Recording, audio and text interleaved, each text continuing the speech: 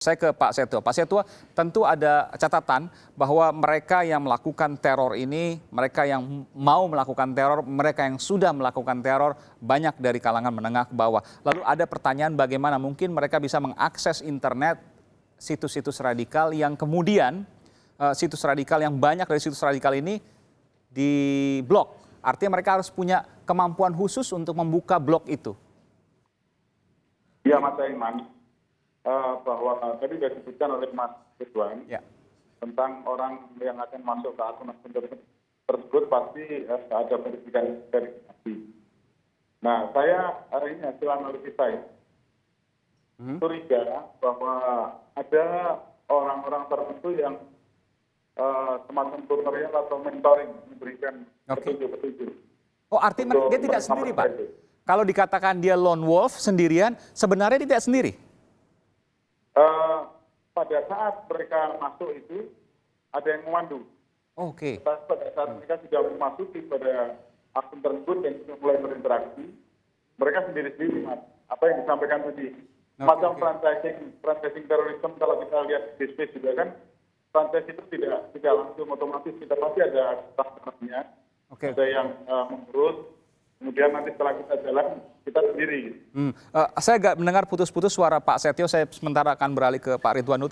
Apa yang disampaikan Pak Setio saya dapat juga poinnya. Artinya pada waktu melakukan teror mungkin dia sendiri. Tapi sebelum itu ada yang memberikan tutorial, ada yang mengajari. Begitu? Ya, Mas Aiman, Bahru Naim sebelum berangkat ke Suriah membentuk satu pasukan IT yang dia sebut dengan cyber jihad. Yang mereka juga masih ada sekarang di Indonesia. Bahru Naim itu ada di Suriah. Sekarang di Suriah. Sebelum berangkat ke Suriah dia bentuk pasukan jihad. Pasukan jihad IT. Fokusnya cyber. Cyber itu menyediakan apa? Menyediakan enkripsi. Jadi kalau Anda ingin misalnya berkomunikasi dengan email tetapi aman, Anda harus dipandu dulu oleh tim cyber jihad ini. Luar biasa. Lalu kemudian misalnya mereka melindungi situs-situs supaya tidak bisa diblok. Misalnya ini saya barusan cek di handphone saya, langsung live. Situs radikal. Situs radikal. Tapi nggak usah sebutkan. Oke, nggak usah saya sebutkan. Tetapi di situ ada audio panduan dari dalam penjara Nusa Kambangan. Oke. Tokoh prominent mereka masih bisa di-download. Tokoh prominent siapa? Juli 2017. Aman Abdurrahman. Aman Abdurrahman. Aman Abdurrahman bersuara di situ. Yes. Itu Juli 2017, tapi suaranya itu nggak tahu kapan. Nggak tahu, tapi masih bisa di-download sekarang dan itu tertanggal dalam website ini Juli 2017. Singkat saja, intinya mengajak apa? Intinya mengajak bahwa perjuangan masih panjang. Jangan menyerah dengan berbagai penangkapan, jangan menyerah dengan berbagai tekanan dari kepolisian, karena itu adalah semuanya togut. Dan itu tidak terblok? Bisa saya buka? Tidak terblok? Berarti tidak terblok. Bagaimana mungkin bisa tidak terblok? Atau mungkin sempat diblok, tapi kemudian dia mencari terus situs-situs yang baru? Mas Aiman. Mereka ini kan mendedikasikan dirinya 24 jam untuk melakukan itu. Sementara kita tahu teman-teman dari PNS, minta maaf, PNS Kementerian Kominfo misalnya, rekan-rekan yang biasa menangani ini, mereka punya shift, mereka punya waktu untuk keluarga. Tidak mungkin kemudian memonitor terus 24 jam itu. Nah, saya kira ini tantangan buat cyber intelligence. Apalagi sekarang kita sudah punya Badan Sandi dan Cyber Negara. Saya tanyakan dulu ke Pak Setio. Pak Setio, ini baru saja langsung live dibuka oleh Mas Ridwan Habib, ada salah satu situs radikal yang tidak terblok. Apakah memang karakter seperti itu, Pak? Jadi mungkin pertama diblok, tapi kemudian mereka terus mencari sehingga bisa mengakses tanpa yang diblok. Ya, mungkin saya kembali ke yang tadi saya sampaikan. Analisis saya memang sebenarnya belum ini, tapi begitu Mas Ridwan menyatakan itu, artinya analisis saya terbukti ya. Itu yang pertama. Yang kedua, tentang upaya untuk mencari ataupun mengupload dan memancar terus, itu upaya-upaya mereka pasti, Mas. Apa yang dilakukan oleh Mas Ridwan dari mengatakan pasti ya, seperti itu. Artinya memang masih ada banyak, mereka akan selalu mencari cara bagaimana supaya komunikasi mereka dari Suriah ke Indonesia tetap bisa terjadi. Betul, Mas. Itu tetap apa yang disampaikan Mas Ridwan dan hasil teman-teman di Densus memonitor maupun di cyber baris krim kita juga seperti itu. Tetap ada terus muncul. Gitu. Ini saya sempat melihat apa yang dibuka oleh Pak Ridwan, tapi saya tidak akan membacakan alamat situsnya. Tapi ini saya lihat semua, Pak, di sini saya lihat semuanya adalah rekaman-rekaman suara dari Aman Abdurrahman. Apakah ini betul-betul suara Aman Abdurrahman? Saya belum membukanya. Ya, itu perlu diklarifikasi lagi, Mas. Tapi kalau saya ini kemungkinan besar betul. Kemungkinan besar betul. Dan ini direkam kapan Pak? Kan Aman Abdurrahman sendiri ada di Nusa Kambangan. Ya kalau tadi Mas Ridwan mengatakan Juli 2017, artinya masih dalam waktu-waktu dekat ini kan. Oke. Ini perlu klarifikasi dan perlu pengecekan.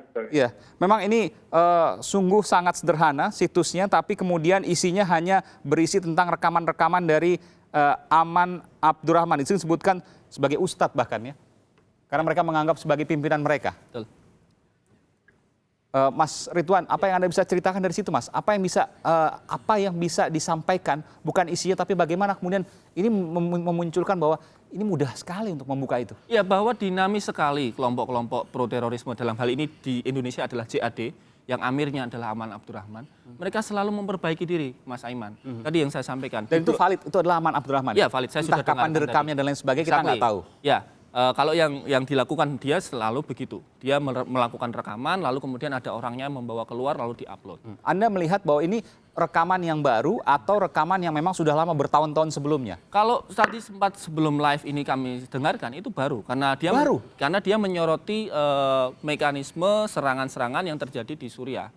Oke. Jadi kan kalau serangan itu terjadi baru-baru saja, berarti itu materi yang baru. Walaupun di sini tertanggalnya memang hanya Juli 2017. Artinya yang dicurigai adalah orang-orang yang menjenguk Aman di Nusa Kambangan? Ya, padahal beliau kan sebenarnya Aman itu sudah pada pengawasan khusus ya. Iya, maximum security. Iya, ya? ini juga menurut saya memang harus jadi perhatian khusus. Kenapa Bagaimanapun kemudian? juga dia adalah figur sentralnya. Iya, iya. Figur sentral utama adalah Ustadz Aman ini.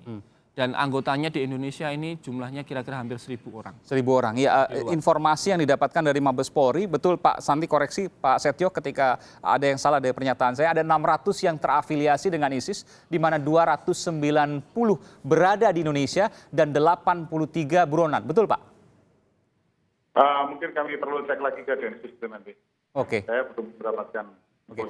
Pak, ini catatan juga dari Lapas. Apa yang disampaikan oleh Mas Ridwan bahwa rekaman pernyataan Aman Abdurrahman yang kemudian disampaikan dalam sebuah situs radikal yang tadi dibuka, itu adalah rekaman yang baru. Padahal Aman Abdurrahman berada dalam penjara maximum security. Memang di luar kewenangan Polri, tapi ini tentu catatan untuk polisi untuk mengawasi bagaimana sama-sama dengan lembaga pemasyarakatan menjaga agar situs-situs radikal ini tidak berkembang dengan suara-suara yang memang orang yang tengah di penjara dan menjadi pimpinan di sana.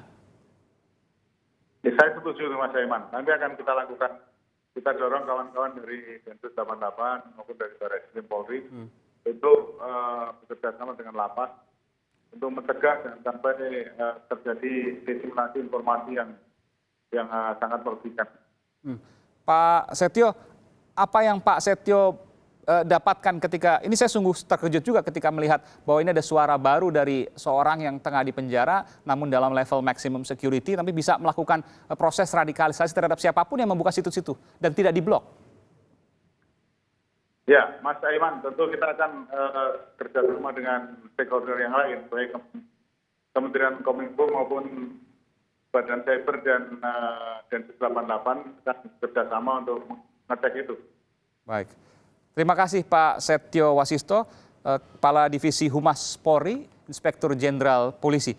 Saya terakhir ke Mas Ridwan Habib. Ya. Mas Ridwan, tentu ini menjadi sebuah catatan penting bagi siapapun yang terjadi. Karena kita melihat bahwa rentang teror ini dekat walaupun dalam skala kecil. Kita tidak mengharapkan ada teror kecil maupun besar. Apa yang bisa dipelajari dari sini? Saya kira kita harus lihat background pelaku, Mas Aiman. Mulyadi yang menusuk polisi di Blok M itu pelaku backgroundnya juga mohon maaf ada semacam beban keluarga di situ. Ada permasalahan keluarga di situ. Lalu kemudian Wiguna ini juga dia jauh dari pengawasan keluarga yang di Bandung barusan. Jadi orang memang tidak bisa kemudian orang yang normal-normal saja. Dia mendapatkan hidup yang layak, pekerjaannya bagus, tiba-tiba kemudian menjadi teroris. Nggak bisa, pasti harus ada backgroundnya. Nah, background yang paling utama itu tentu dari ketahanan keluarga. Biasanya broken home, putus cinta, dipecat dari pekerjaannya, depresi, atau ingin mencuci dosa. Ini yang terjadi di Cipinang. Bekas preman misalnya. Exactly. Bekas preman lalu kemudian ingin bertobat masuk ke ISIS. Nah, ini yang harus diawasi, terutama teman-teman kita yang di keluarga ini masing-masing di luar kan punya adik-adik, punya anak-anak. Jadi bisa kita awasi dia download apa saja, dia buka materi apa saja. Jangan sampai kemudian kita tidak sadar seseorang kemudian terradikalisasi di kamar rumah kita sendiri. Permasalahannya belum tentu semua orang tua juga mengerti untuk cara seperti itu. Contohnya misalnya orang tua Wiguna, saya tidak yakin mereka mengerti untuk itu. Ya, itulah. Makanya kemudian media tentu harus selalu kemudian kita saling membantu untuk mensosialisasikan itu. Jangan sampai kemudian tadi terradikalisasi di kamar rumah sendiri. Ini pernah terjadi di Sultan Aziansah Pernah terjadi. yang menyerang di Cikokol. Dia mendownload materi dari dalam kamarnya, terradikalisasi, dia beli parang sendiri lalu menusuk polisi di Cikokol.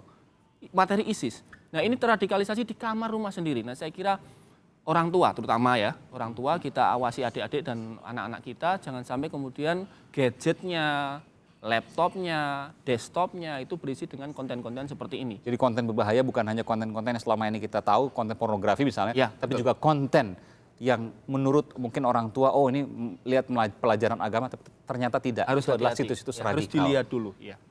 Bagaimana kemudian pengawasan dari keluarga dan juga lingkungan jika ada kejanggalan, kemudian dilaporkan kepada pihak berwenang, polisi ataupun pihak berwenang yang Betul, lain. betul. Terima kasih Mas Ridwan Habib, Sama-sama. pengamat terorisme dari Universitas Indonesia telah memberikan informasi yang berharga di Kompas Petang.